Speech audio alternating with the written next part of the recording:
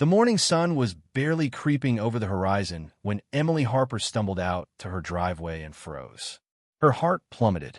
There, in a heap of twisted metal, lay her son Noah's adaptive Tricycle, a gleaming green machine that had been his lifeline, his joy, his freedom. The sturdy frame was hacked apart, the wheels buckled, the custom handlebars mangled into something grotesque. An axe, its blade glinting with cruel satisfaction, rested beside the wreckage. Emily's breath caught, a strangled gasp escaping her lips as the truth hit her like a freight train. This wasn't an accident. This was malice. Noah, her 8-year-old with cerebral palsy, lived for that tricycle. It wasn't just a bike kite, it was a Dulon 9000 marvel of engineering, designed to let him move, play, and feel the wind in his hair despite his body's limitations. The Green Arrow, he called it, his ticket to chasing neighborhood kids down the sidewalk, to being just a boy. Emily's mind raced. Noah would be home from therapy soon. How could she explain this? How could she shield him from the sight of his world torn apart? Before she could process, a voice sliced through the air, sharp and smug as a polished blade. Well, that's one eyesore taken care of. This neighborhood has standards, Miss Harper. Some people just don't get it. Margaret Langley, president of the Pinecrest Homeowners Association, stood across the cul-de-sac, arms crossed, a smirk curling her lips. She didn't even bother hiding her pride in the destruction. Emily's blood ran cold, then boiled with a fury so fierce it nearly choked her. Every fiber of her wanted to storm over, to scream, to unleash the pain clawing at her chest. But something else clicked, a colder, sharper instinct, honed by years of NAVY gating city bureaucracy. Emily wasn't just Noah's mom. She was Fair VY EU's mobility access officer. And Margaret Langley had just made a catastrophic mistake. The move to Pinecrest had been all about Noah. Wide sidewalks, an accessible park Emily had helped design, a school with a stellar special ed program. It was perfect. Their modest bungalow had been adapted with a ramp, wider doorways, and a bathroom Noah could use as he grew. Daniel, Emily's husband, a meticulous architect, had poured his heart into every detail. Noah, with his contagious giggle and knack for sketching, had thrived here. The Green Arrow was his key to it all, letting him race, build strength, and feel free. For Emily, her job wasn't just work, it was a mission.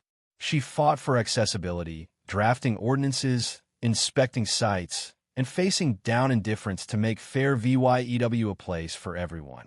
She knew the city's codes inside out, especially those protecting adaptive equipment, and she'd helped write them.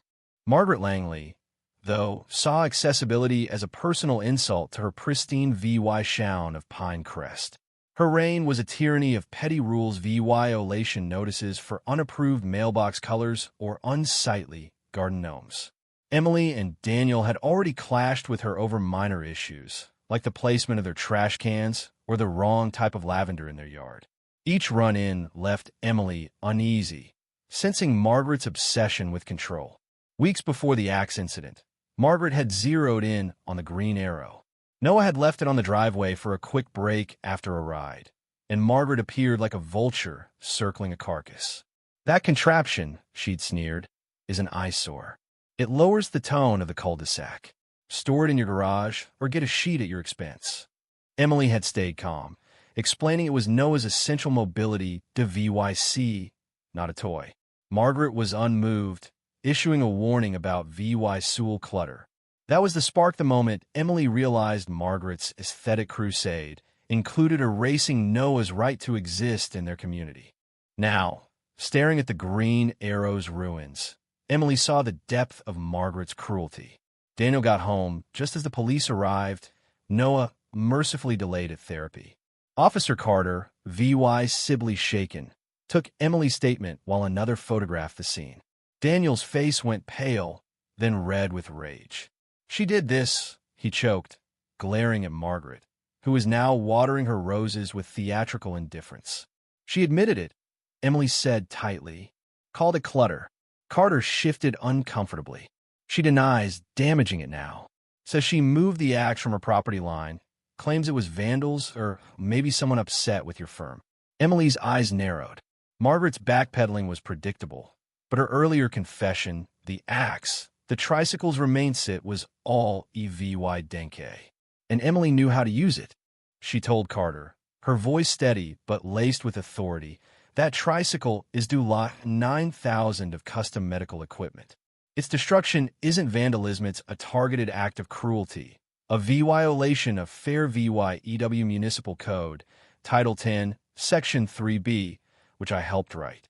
It protects mobility to VYCES and carries heavy penalties. I expect a full investigation, including forensic analysis of that axe. Carter blinked. Are you a lawyer?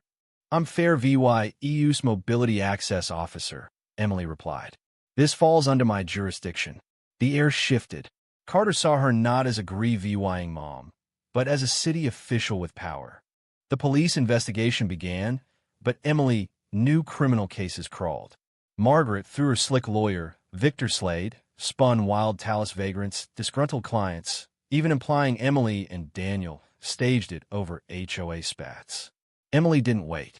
As mobility officer, she built a case under city ordinances she'd crafted, which allowed fines, restitution, and, in extreme cases, administrative arrest for destroying adaptive equipment or endangering disabled residents. Margaret's harassment didn't stop. Violation notices piled up grass too tall, a windshield Noah loved deemed a nuisance, their door shades suddenly non-compliant. Then came the gut punch. Margaret pushed through an HOA rule banning mobility to VYCS wider than 20 inches on sidewalks, effectively trapping Noah in their yard. The green arrow and any replacement was wider. Noah's heart broke. "Can I go to the park anymore?" he asked, voice trembling. His therapist, Dr. Patel, warned of physical and emotional decline without the tricycle. Support emerged. Mrs. Ellis, a quiet widow, shared stories of Margaret's bullying fines over her late husband's birdbath, deemed unhygienic. The Carter family, neighbors, overheard Margaret call the green arrow a monstrosity that tanked property values. Emily documented everything: statements, notices, photos. City Attorney Laura Martinez, outraged, confirmed the HOA's rule violates city and federal laws. The tipping point came when Emily found a sharpened metal shard on their driveway, placed where a tire Noah could hit it. This wasn't just harassment, it was a threat. Waiting for a trial wasn't enough. Margaret had to be stopped. Emily re-VYEU'd her case, confirmed her authority with Laura, and acted. That afternoon, in her city vehicle, badge on, notarized order in hand, she pulled up to Margaret's pristine home with Officer Serrano, a seasoned cop who'd worked with her before.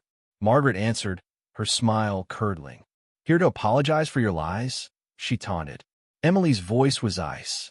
"I'm here as Fair VYEU's Mobility Access Officer. You destroyed a Dulon 9000 adaptive to VYC, harassed a disabled child, and endangered my family. violating Municipal Code 10.3b and 10.7c. This order demands restitution, rescission of your discriminatory rule, and an end to harassment. You're cited and required to accompany us to the police for processing." Margaret's face went white. "This is my property. You have no right." Emily held firm. "The law says otherwise. You're under administrative arrest." Margaret's world crumbled. At the station, Margaret oscillated between rage and panic. Slade blustered, but Laura, armed with ordinances, shut him down. Margaret was charged with multiple violations, released pending a hearing, but her reign was over. News of the HOA tyrant's arrest by a mom defending her son spread like wildfire. The HOA board, crumbling under Margaret's chaos, ousted her, rescinded the rule, and apologized to the Harpers. Mr. Carter took over as interim president. The municipal hearing was electric. The courtroom buzzed with residents, advocates, and reporters. Emily, composed, laid out the case photos, witness statements, the tricycle's remains. Dr. Patel testified to Noah's suffering. Mrs. Ellis and Mr. Carter exposed Margaret's malice. Slade's theatrics faltered against the EVY Denke. Margaret, against Ad VYC, took the stand. Under Laura's grilling, she snapped. That thing was an eyesore. It didn't belong here. That boy was a nuisance. The courtroom gasped. Her mask was off. The judge, stern but fair, found Margaret guilty. Fines piled up, Dulon 9,000 in restitution was ordered, and a lifetime ban from HOA rolls was imposed. 60 days in jail, suspended for probation, counseling, and SARE VYC with a disability group, plus a public apology to Noah. Margaret left broken, her empire dust. The state's felony case loomed, but Emily's VY Tory was a beacon. Pinecrest healed. The HOA, under Mr. Carter, rewrote bylaws for inclusive VY tie, using Margaret's fines for accessibility upgrades. Noah got a new tricycle, the Red Hawk. It took time, but his fears eased. He rode again, sketching a hawk soaring over their street, a faint, crossed-out axe in the background. At a community day in the revamped park, Noah raced, his laughter echoing. Emily watched, heart full, as he handed her his sketch. "It means the good guys won," he said, "and everyone gets to ride." What do you think? Did Margaret deserve her punishment, or was Emily's response too harsh? Should HOAs have the power to restrict mobility to VYCES? How far would you go to protect your child's rights? Drop your thoughts below, like, subscribe, and let's keep this conversation going.